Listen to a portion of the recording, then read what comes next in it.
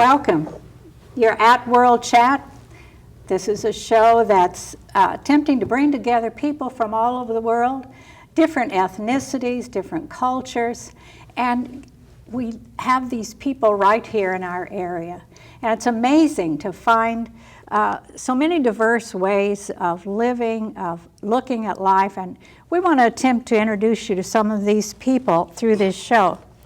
So we want to hear their joys, their struggles, and just get acquainted. Now, I know when you heard my voice, you thought there were some southern wires crossed, but when you grow up down by the Kentucky border, there's a sound that just seems to stay in your voice all your life. So my husband and I, yes, we're Haverhill residents. We've been here, well, we're going on 7 years. We're with Northpoint Bible College. And we have traveled the world. We've met so many wonderful people and lived and worked with them. And we have found that there are basic needs for all of us, no matter where we live. We have needs for food, for shelter, for safety, clean water. We have needs to know and to be known.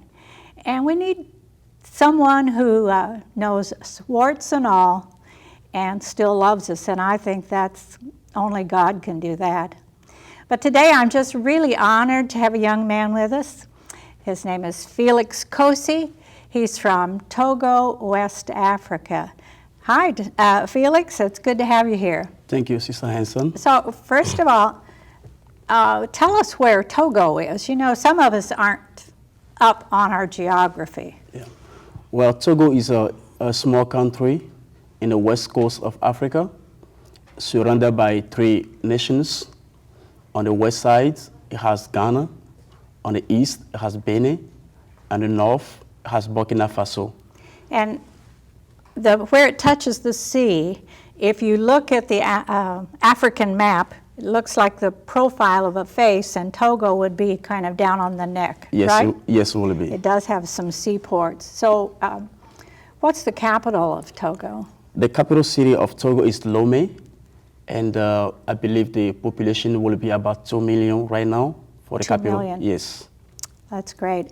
Well, we want to get to know you a little bit, and in this country, in your country, I see you have on a shirt from Germany, so I don't want to confuse our audience today. You are from Togo. Yes, indeed. That's a great shirt. Yeah. But tell us, where did you live, in the city, the country? What kind of life did you have?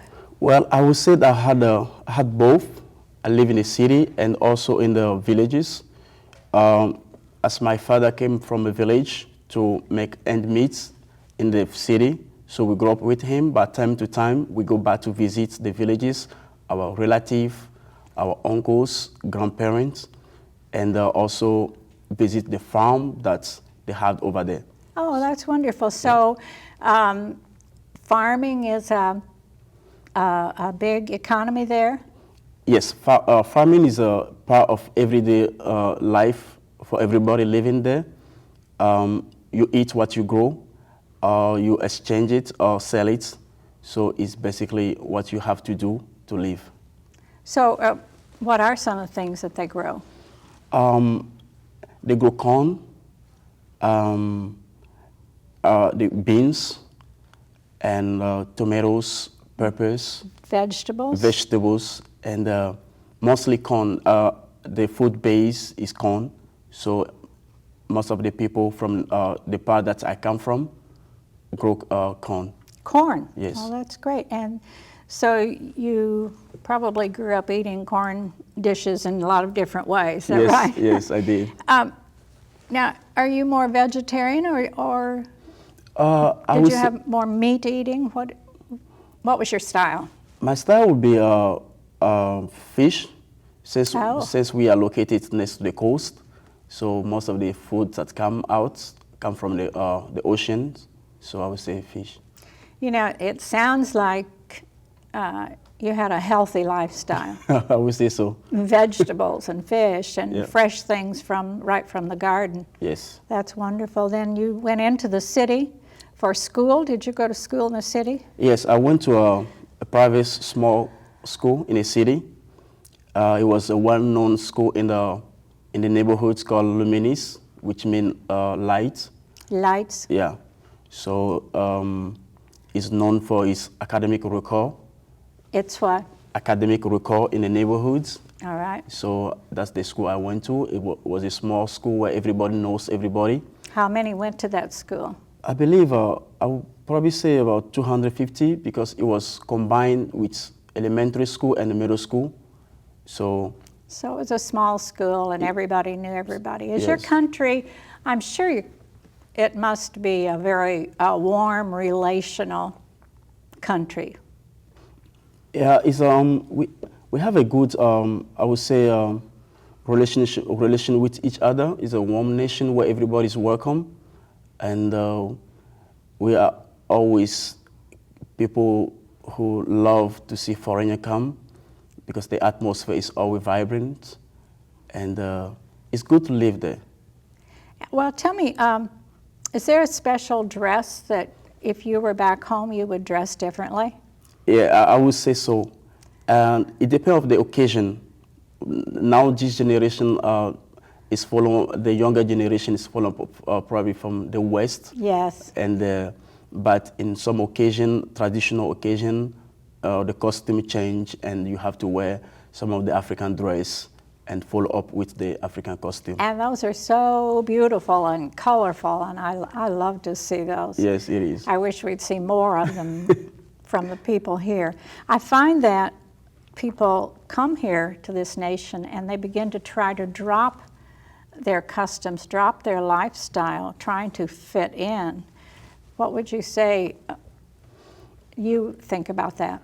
Well, I think once you come into different culture, you want to adapt to the norm and the living of that culture.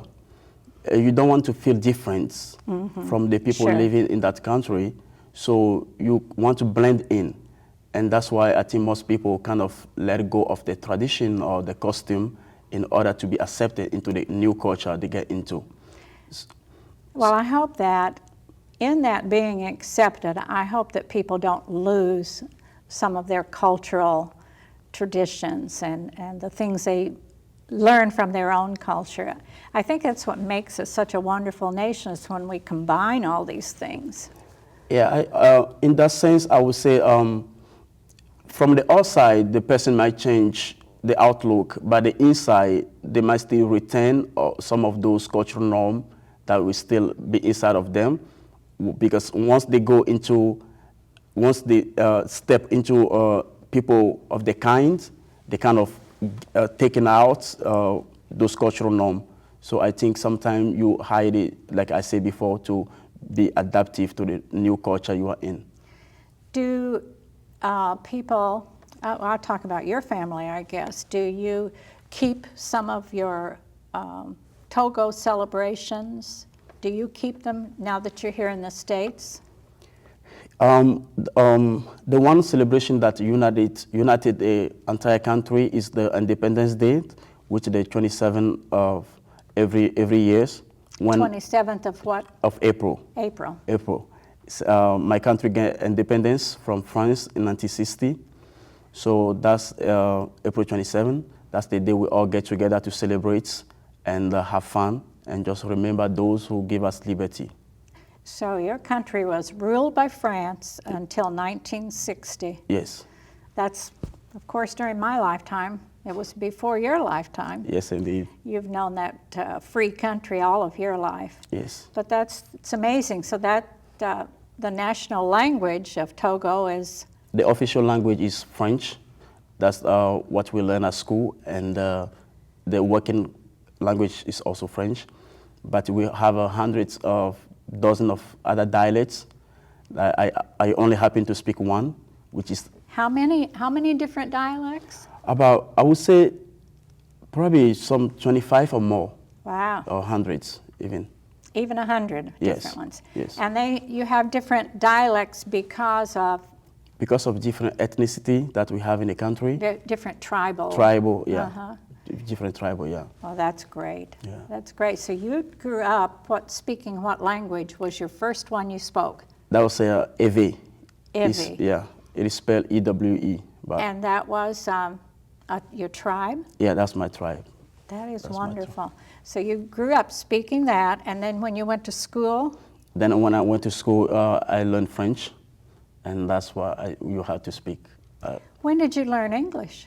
When I came here, When you came here? yes. You've only been here a few years. I've been here for 11 years. 11 now. Oh, okay. You were, how old were you when you came here? I was 15 when I came here. 15. Yes. So you had to finish school here? Yeah, when I came with my brothers, so my mother was already living here, so she brought us here.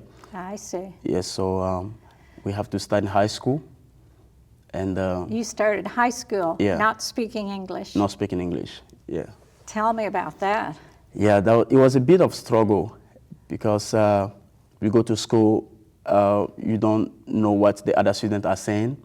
You can even order foods.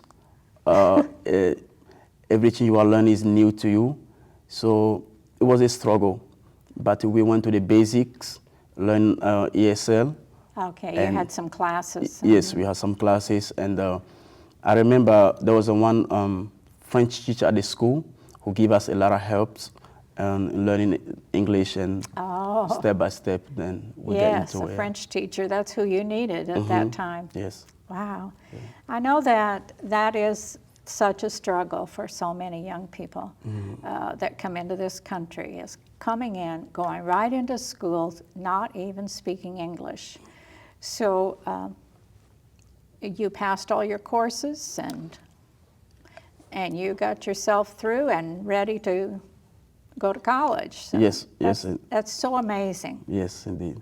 I always say international people are so smart, and I think we don't always appreciate how smart you are, because you have to adjust and adapt and learn languages. Yeah. I want to talk about food. I love to talk about food. So I want you to tell me some things, something different that you ate in Togo, or maybe you eat it here too. Yeah, I would say, like I said before, the base of our food is based on corn. That is, you can use the corn to make many things. Like, to us, we call it in French pâte. So you mix the corn flour with boiling hot water. And then something came out of it that we call pâte. Is a strong and solid food that you eat with soup. Right. I think different cultures make something similar like that with the corn, maize and different things. But you have something that you eat that we don't usually have around here, and what's it called? That's fufu. Fufu. Yes, I had an experience. Go ahead. Fufu is made with different things like yam, cassava, Yams or cassava? cassava, potato. It's just the same process that you use to make for the corn-based food. That's the same process you use for fufu. So fufu is basically a food that many nations in Africa eat. So it's something that we love very much. You know, I had an African night at my house one time, and I invited all of our students at Northpoint who were African to come. And one of the men, his wife, made a lot of food, and they brought all this food, and they brought fufu and set it in the middle of the table with all of the other beautiful dishes. And when we were ready to eat, all the African fellows looked at each other like, what do we do? And I realized what was happening. I said, look, this is your night. We're going to eat like Africans, because you know how you eat fufu. With hands? With your hands, that's right. And so everyone relaxed, and they enjoyed everything, and we had new experiences of eating fufu with our food, and so it was great. Yeah. Even though some people today eat it with spoon and knife, like I usually do. Yeah. Do they? Yes, they do. Do they? Yeah. Well, the group we had at our house ate with their hands, Okay. and so we were happy to have them there too. Well, Let's talk about how you got to Haverhill. You're here with Northpoint Bible College. Yes. And how did that all come about? Well, I give my life to the Lord back home, Togo, West Africa. Tell me the story behind that. Okay. It started just out of curiosity. There was a noise in my neighborhood one night. My cousins and I decided to follow the noise and see what was going on. See what the noise was. Yes, and there was an American evangelist who was preaching. Ah. And that was the first time that I had such a encounter, seeing somebody preaching. So, and then she made an invitation for people who will accept Jesus. Honestly, I didn't know what I was doing at the time because I was just a kid. Uh-huh. So, and I went, and they prayed for me. After that, they invited me to come back to the church. That was one Saturday night, and the following day would be Sunday. So I went to the church, and when everything was so different to me because that was really the first time I attended a Pentecostal church. But what had you done before? Were your family Christian family? What was your life like before, spiritually? Spiritually, we were voodoo worshiper, but somehow I was baptized as Catholics, but I wasn't. Did you say voodoo? Yeah. Voodoo worshiper. Yeah. But then you're baptized as Catholic. As Catholic. Interesting. Which I attended twice a year, Easter and Christmas, and I wasn't very interested in Catholicism or any other religions. And from the experience of the crusade that was held in my neighborhood, and I attended the church, and one of the members of the church was a friend of my cousins, which knew me, and then he followed up on me from that day on, keep inviting me to come. He kept touch with you. Yes. He didn't let you just wander away. Exactly. So, and then I started going to the church, and God started doing wonderful things in my life, transforming me, taking my rebellious youth out. Yeah. How old were you then? I believe I was 13 years of age that time. I was very young. And that's when I started going to church. But somehow, by the time I turned 15, since I didn't grow up in a Christian family, I didn't have any mentor or anybody telling me go right or left. So then I drifted. And I kind of take my own way. By the time I came to US, and things weren't going good, I remember the peace I had in Jesus. And I was missing that peace, that comfort. And one day I decided to go back to the law, and I went to Faith Assemblies of God in Hartford, Connecticut. Oh, you were in the States by now, and you were in Hartford, Connecticut. That's where your family is, your home here? My brother, I was living with my oldest brother in Hartford, Connecticut, but my mother's and my two other siblings live in Atlanta, Georgia. I see. So your family's kind of separated. Yes. Yeah. So one day I was going through the church files, paper on the table, and I found one single paper about Northpoint Bible College. That time it was Zion. And I went to my pastor and asked him how I could get into this school. And he told me to apply for it, and that's what I did, and I was accepted.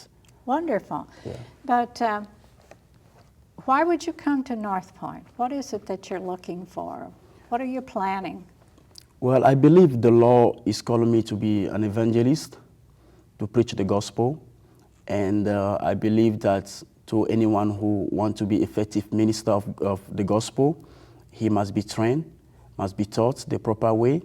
As Jesus taught his disciples for 3.5 years, so must all preachers allow themselves to be taught. Need to be trained. Yeah, to be trained. That's great. We're so glad you're here, and it's been an honor to have you around with us. And I've watched your life and who you are, and you're a great example. Thank you. So have you been able to speak in any of the churches here? Do they give you opportunities? At Northpoint, do you have opportunity to practice what you're learning? Yeah, there are opportunity to practice what we are learning. But 2 weeks ago, I preached at New Hope of Church of New Hope of Sagas. It was a wonderful experience for me to deliver the message of Jesus, which was well received. And I believe I'm ready to step into other avenue to preach the gospel as well when the doors open. That's wonderful. Yes. Actually, I was in that service and heard you speak, and you did a wonderful job. We Thank you. appreciate it Praise very to God. much. Is there anything about Togo that you miss? I mean, this is quite a leap to come from Togo. The only things I miss that I want to bring back is, as a child, what I remember visiting those villages, there was not Pentecostal church or Christian-based life. Now that I have the law and it is a burden in my heart to go back and give them that message of life. So you think you would like to go back? Yes, I'd love to go back. Not to stay though, but just to, as an evangelist, to go and preach the gospel. That's right. That would be wonderful. So what year of school are you in now? This is my 3rd year. Your 3rd year? Yeah. Before I came, I transferred some credit, so it make it adjust to 3rd year. That's great. So do you have any plans for preaching now? Yes, I do have plans for preaching. I was actually talking with one of my professors this week, so we're working on visiting churches to preach the gospel. That's great. You know, when you came, what were some of your hardest experiences as you came into this country? And I'm sure going into high school, not speaking the language, was miserable, but are there other things that affected you? Yes, most of the time I would say my accent, that's very thick, that it makes it so difficult for people to understand me sometimes. And also the adjust to the lifestyle, making friends. Sometimes you feel like you are more close to the people that come from the same culture and country like you, and distant from people who are here because they do not understand your culture or where you come from, the way you behave, the way you do things. Of course. Yeah, of course, you're more comfortable with people like you. Yeah. But did you feel you were accepted? Yes, I believe I'm well accepted in every houses or every environment where I step into. You're such a pleasant young man that I can't imagine anyone welcome you Yes. in. How have you found Northpoint? Like I said before, I found it at my church. In the file of my church, I found a paper that was just among a file. But how have you felt being at Northpoint? Have people accepted you? What do you find there that is important to you? As we are all children of God and being together, I feel accepted in the house of the Lord, a place where the Spirit moves. We are all the same before the eyes of God, and that it just everybody who step into Northpoint will know that the Spirit of God is moving at that place, but everybody is welcome. We are all children of God. Yes. So it's a happy place to live. I think it's a very special place. Yes, indeed. I came here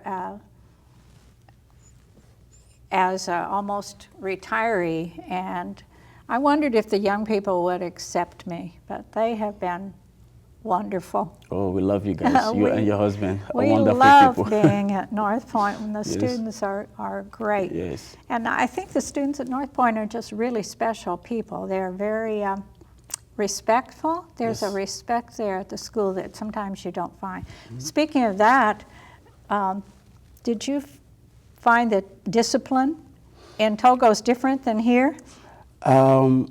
Discipline, talking about the school or the Northpoint school. Or at home? Or in the schools? I will compare the discipline at Northpoint to the discipline I receive from back home, whether at school or at home. Because there are things that you cannot do, there are words that you cannot use, to respect to others, how you handle. Respect to elders, Yes. And you know, when we were in the Bahamas, I helped in a high school sometimes, and there were teachers who would carry a stick about that long. It was a cane. And if you were disrespectful, the girls had to hold their hands out like this, and they would get a couple of slaps with that stick on their hands. The boys got it on their rear.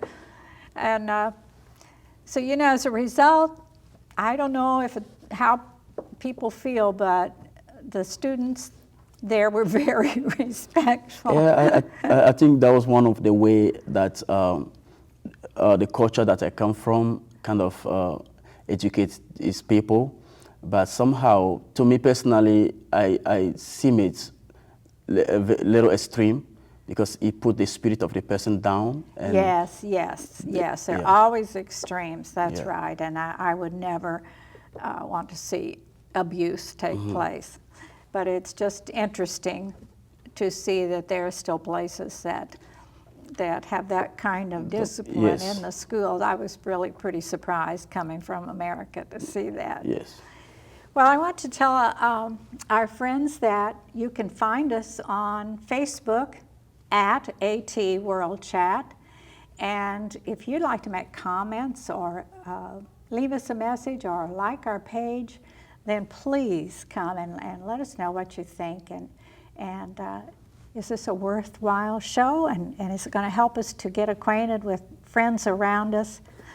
And I want you to know that coming up in next episodes, we will have a Chinese medical doctor coming in. He's been a good friend to us and has some amazing stories of how he came to America and all of his experiences. We have an Indian young man and young woman who will be coming in.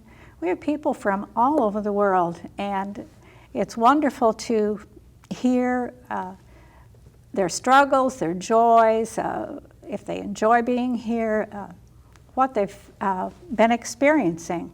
So do you want to leave us with anything? Yes, I will say goodbye in my language and in French. Before that, If you have anything else you want to share? Well, I will say to those who are listening or watching now, that if you haven't made a decision to accept Jesus Christ as your Lord and Savior, this is the opportunity for you to confess Him and make Him a Lord and Savior of your life, because He is the way, the truth, and the life, the only one you will go through to see God. Amen. Amen. That's great. That's great. Well, until the next time we're with you, we want to say adios. Et à bientôt. Tudua and Wadon, Sora Biggs. Many ways to say goodbye, and it's been wonderful being with you today, and we hope you join us again the next time.